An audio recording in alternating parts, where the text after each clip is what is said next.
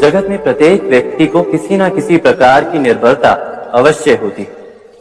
जैसे कोई बहुत तेजी से दौड़ नहीं पाता तो कोई अधिक भार नहीं उठा पाता, कोई असाध्य रोग से पीड़ित रहता है तो कोई पढ़े हुए पाठों को स्मरण में नहीं रख पाता। ऐसे अनेकों उदाहरण और भी हैं। क्या आप किसी ऐसे व्यक्ति को जानते हैं जिसे सब कुछ प्राप्त हो और हम जीवन की उस एक निर्बलता को जीवन का केंद्र मानकर जीते हैं? इस कारणवश हृदय में दुख और असंतोष रहता है सदा। निर्बलता मनुष्य को जन्म से अथवा संजोग से प्राप्त होती है, किंतु उस निर्बलता को मनुष्य का मन अपनी मर्यादा बना लेता है। किंतु कुछ व्यक्ति ऐसे भी होते हैं जो अपने पुरुषार्थ और श्रम से उस निर्बलता को पराजित कर देते हैं। क्या भेद है उनमें और अन्य लोगों में? क्या आपने कभी विचार किया है? सरल सा उत्तर है इसका। जो व्यक्ति निर्बलता से पराजित नहीं होता, जो पुरुषार्थ करने का साहस रखता है हृदय में, वो निर्बलता को पार कर जाता है। अर्थात निर्बलता अवश्य ईश्वर देता है, किंतु मर्यादा मनुष्य का मन ही निर्मित करता है। स्वयं विचार कीजिए।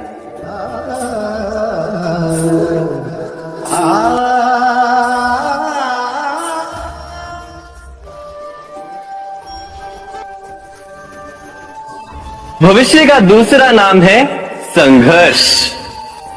हृदय में आज इच्छा होती है और यदि पूर्ण नहीं हो पाती तो हृदय भविष्य की योजना बनाता है। भविष्य में इच्छा पूर्ण होगी ऐसी कल्पना करता रहता है, किंतु जीवन ना तो भविष्य में है ना अतीत में। जीवन तो इस क्षण का नाम, अर्थात इस क्षण का अनुभव ही जीवन का अनुभव। पर हम ये जानते हुए भी इतना सा सत्य समझ नहीं पाते। या तो हम बीते हुए समय के स्मरणों को घेर कर बैठे रहते, या फिर आने वाले समय के लिए हम योजनाएं बनाते रहते हैं और जीवन जीवन बीत जाता है। एक सत्य यदि हम हृदय में उतार लें कि ना हम भविष्य देख सकते हैं, ना ही भविष्य निर्मित कर सकते हैं, हम तो केवल धैर्य और साहस के साथ भविष्य को आलिंगन दे सकते हैं, स्वागत कर सकते हैं भविष्य का। तो क्या जीवन का हर पल जीवन से नहीं भर जाएगा? स्वयं विचार कीजिए।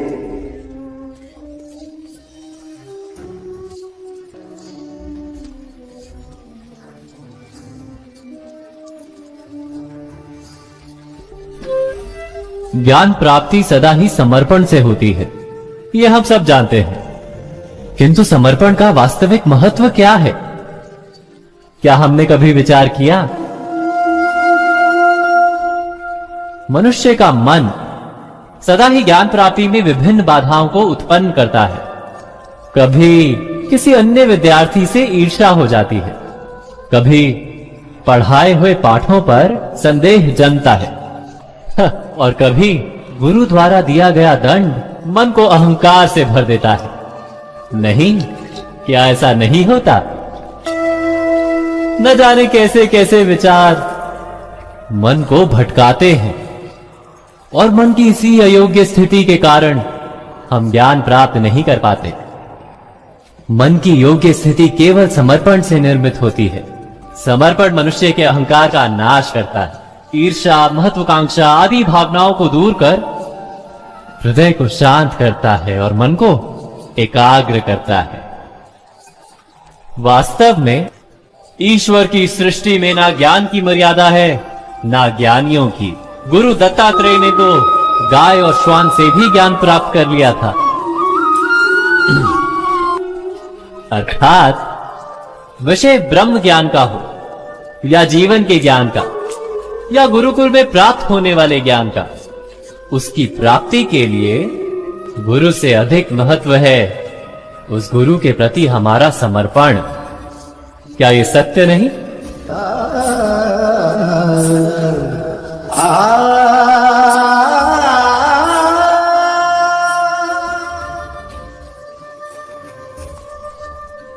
प्रत्येक मनुष्य के जीवन में ऐसा क्षण अवश्य आता है जब सारी आशाएं, सारे दृश्य ध्वस्त हो जाते हैं, जीवन के सारे आयोजन ही बिखर जाते हैं। एक और धर्म होता है और दूसरी ओर सुख। इसी को धर्म संकट कहते हैं। जब धर्म का वहन ही संकट हो और धर्म का त्याग ही सुख हो।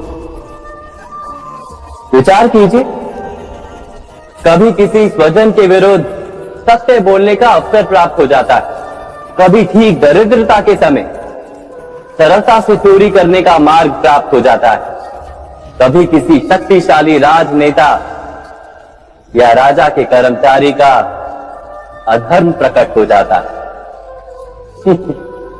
सबके जीवन में ऐसी घटना बनती ही रहती है। अधिकतर लोग ऐसे किसी क्षण को धर्म संकट के रूप में जान ही नहीं पाते। हमें किसी प्रकार के संघर्ष का अनुभव ही नहीं होता। सहजता से सुख की ओर खींचे चले जाते हैं, जैसे मक्खी गुड़ की ओर खींची चली जाती। वास्तव में धर्म संकट का क्षण ईश्वर के निकट जाने का क्षण होता है। यदि हम संघर्षों से भयभीत ना, सुख की ओर आकर्षित ना, अपने धर्म पर दृढ़ रहे, तो ईश्वर का साक्षात्कार दूर नहीं।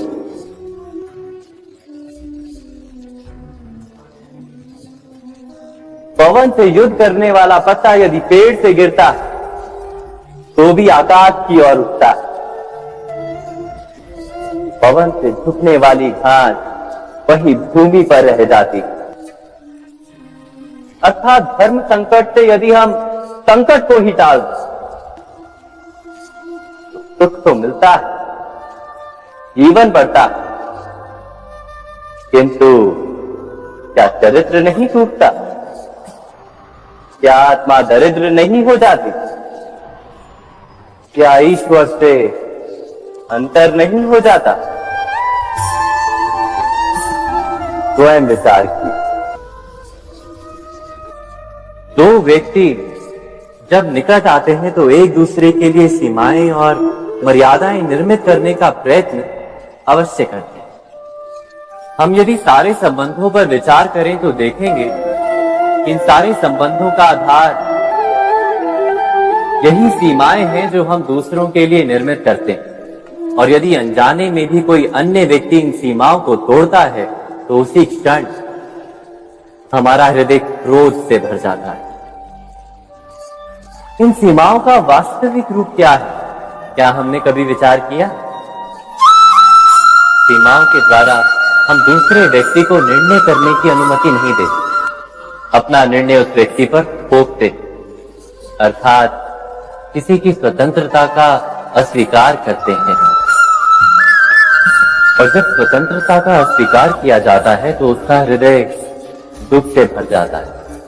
और जब वो सीमाओं को तोड़ता है तो हमारा हृदय क्रोध से भर जाता है। क्या ऐसा नहीं होता?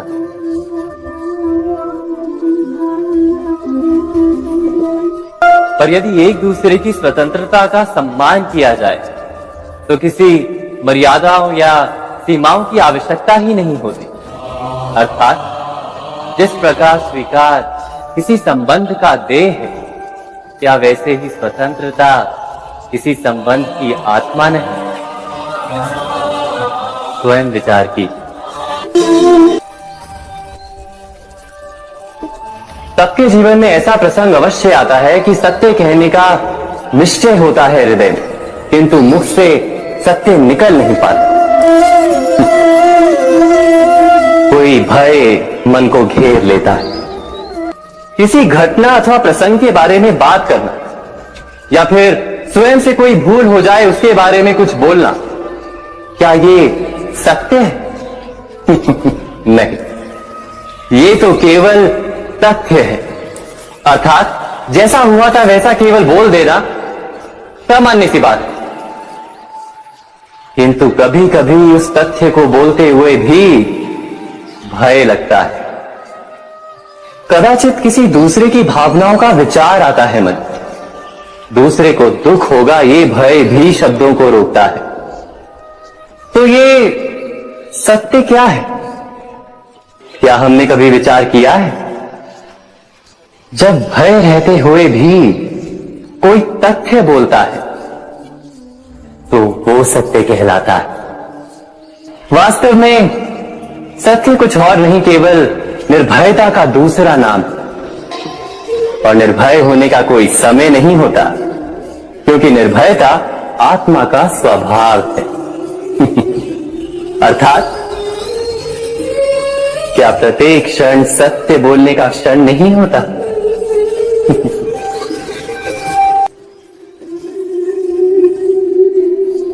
स्वयं विचार कीजिए।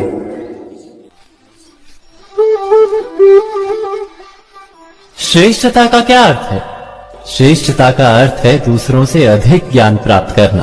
अर्थात मूल्य इस बात का नहीं कि स्वयं कितना ज्ञान प्राप्त किया, मूल्य इस बात का है कि प्राप्त किया हुआ ज्ञान अन्य लोगों से कितना अधिक है। अर्थात श्रेष्ठता की इच्छा ज्ञान प्राप्ति को भी एक स्पर्धा बना देती है। और स्पर्धा में विजय अंतिम कब होती है?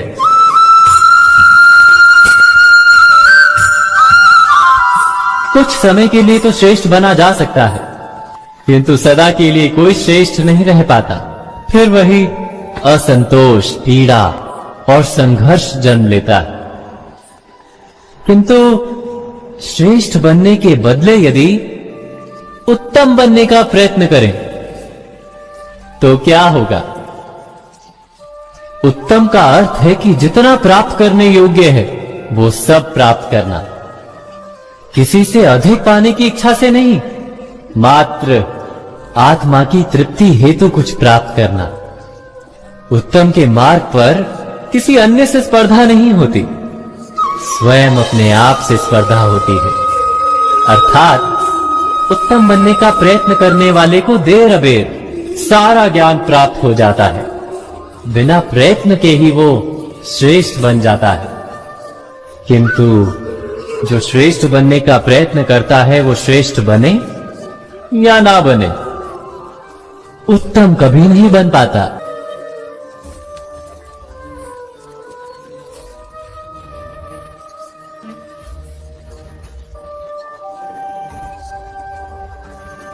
चतुरों और पूर्वाभासों के आधार पर हम भविष्य के सुख दुख की कल्पना करते हैं।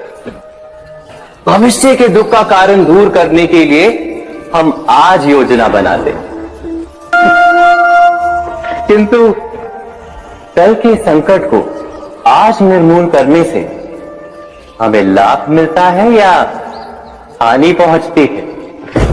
ये प्रश्न हम कभी नहीं करते। सत्य तो ये है कि संकट और उसका निवारण सात जन से, व्यक्ति के लिए भी और सृष्टि के लिए भी। नहीं, आप अपने भूतकाल का स्मरण कीजिए, इतिहास को देखिए, आप तुरंत ही ये जान पाएंगे कि जब जब संकट आता है तब तब उसका निवारण करने वाली शक्ति भी जन्म लेती। यही तो जगत का चलन है। वस्तुतः संकट ही शक्ति के जन्म का कारण है। प्रत्येक व्यक्ति जब संकट से निकलता है तो एक पद आगे बढ़ा होता है, अधिक चमकता है, आत्मविश्वास से अधिक भरा होता है, न केवल अपने लिए अपितु विश्व के लिए भी। क्या ये सत्य नहीं? वास्तव में संकट का जन्म है एक अवसर का जन्म, अपने आप को बदलने का, अपने विचारों को ऊंचाई पर करने का अवसर, अपनी आत्मा को बलवान और ज्ञान मंडित बनाने का अवसर। जो ये कर पाता है उसे कोई संकट नहीं होता, किंतु जो ये नहीं कर पाता वो तो स्वयं एक संकट है विश्व के लिए। विचार कीजिए।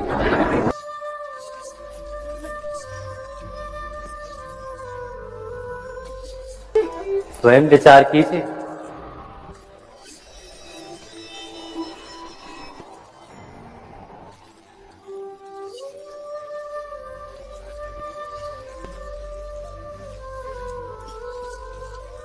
जीवन का हर क्षण निर्णय का क्षण होता है। प्रत्येक पद पर दूसरे पद के विषय में कोई निर्णय करना ही पड़ता है, और निर्णय अपना प्रभाव छोड़ जाता है। आज किए गए निर्णय भविष्य में सुख अथवा दुख निर्मित करते हैं, ना केवल अपने लिए, अपने परिवार के लिए, आने वाली पीढ़ियों के लिए भी। जब कोई दुविधा सामने आती है तो मन व्याकुल हो जाता है, अनिश्चय से भर जाता है। निर्णय का वो क्षण युद्ध बन जाता है और मन बन जाता है युद्ध भूमि। अधिकतर निर्णय हम दुविधा का उपाय करने के लिए नहीं, केवल मन को शांत करने के लिए लेते हैं। पर क्या कोई दौड़ते हुए भोजन कर सकता है? नहीं। तो क्या युद्ध से जूझता हुआ मन कोई योग्य निर्णय ले पाएगा?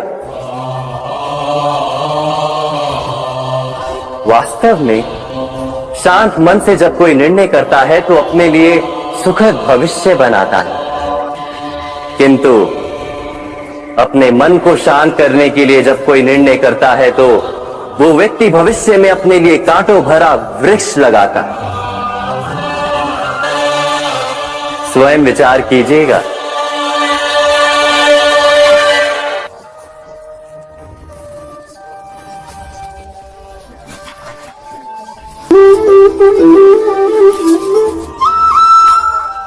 जीवन में आने वाले संघर्षों के लिए जब मनुष्य स्वयं को योग्य नहीं मानता, जब उसे अपने ही बल पर विश्वास नहीं रहता, तब वो सद्गुणों को त्याग कर दुर्गुणों को अपनाता है। वस्तुतः मनुष्य के जीवन में दुर्जनता जन्म ही तब लेती है जब उसके अंतर में आत्मविश्वास नहीं होता। आत्मविश्वास ही अच्छाई को धारण करता है। ये आत्मविश्वास है क्या?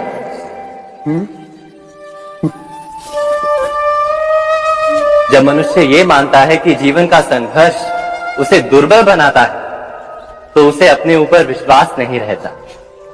वो संघर्ष के पार जाने के बदले संघर्ष से छूटने के उपाय ढूंढने लगता है।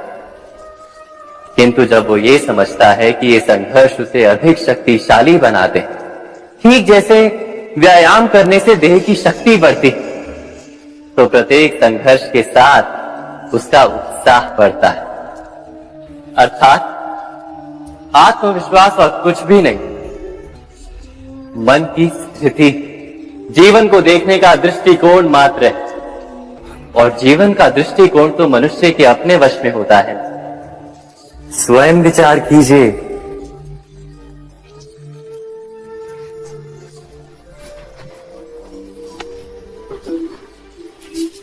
पिता सदा ही अपने संतान के सुख की कामना करते हैं, उनके भविष्य की चिंता करते रहते हैं।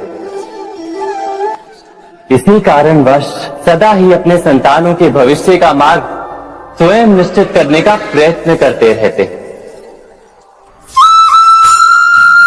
जिस मार्ग पर पिता स्वयं चला है, जिस मार्ग के कंकर पत्थर को स्वयं देखा है, मार्ग की छाया, मार्ग की धूप को स्वयं जाना है, उसी मार्ग पर उसका पुत्र भी चले, यही इच्छा रहती है हर पिता की। निसंदेह उत्तम भावना है ये, किंतु 3 प्रश्नों के ऊपर विचार करना हम भूल ही जाते हैं। कौन से प्रश्न? प्रथम प्रश्न, क्या समय के साथ प्रत्येक मार्ग बदल नहीं जाते? क्या समय सदा ही नई चुनौतियों को लेकर नहीं आता? तो फिर बीते हुए समय के अनुभव नई पीढ़ी को किस प्रकार लाभ दे सकते हैं? दूसरा प्रश्न, क्या प्रत्येक संतान अपने माता पिता की छवि होता है? हाँ, संतानों को संस्कार तो अवश्य माता पिता देते हैं, किंतु भीतर की क्षमता तो ईश्वर देते हैं। तो जिस मार्ग पर पिता को सफलता मिली है, विश्वास है कि उसी मार्ग पर उसकी संतानों को भी सफलता और सुख प्राप्त होगा। तीसरा प्रश्न, क्या जीवन के संघर्ष और चुनौतियां लाभकारी नहीं होती? क्या प्रत्येक नया प्रश्न एक नए उत्तर का द्वार नहीं खोलता? तो फिर संतानों को नए नए प्रश्नों, संघर्षों और चुनौतियों से दूर रखना, ये उनके लिए लाभ करना कहलाएगा या हानि पहुंचाना? अर्थात जिस प्रकार संतान के भविष्य का निर्माण करने के बदले उसके चरित्र का निर्माण करना श्रेष्ठ है, वैसे संतानों के जीवन का मार्ग निश्चित करने के बदले उन्हें नए संघर्षों के साथ जूझने के लिए मनोबल व ज्ञान देना अधिक लाभदायक नहीं होगा?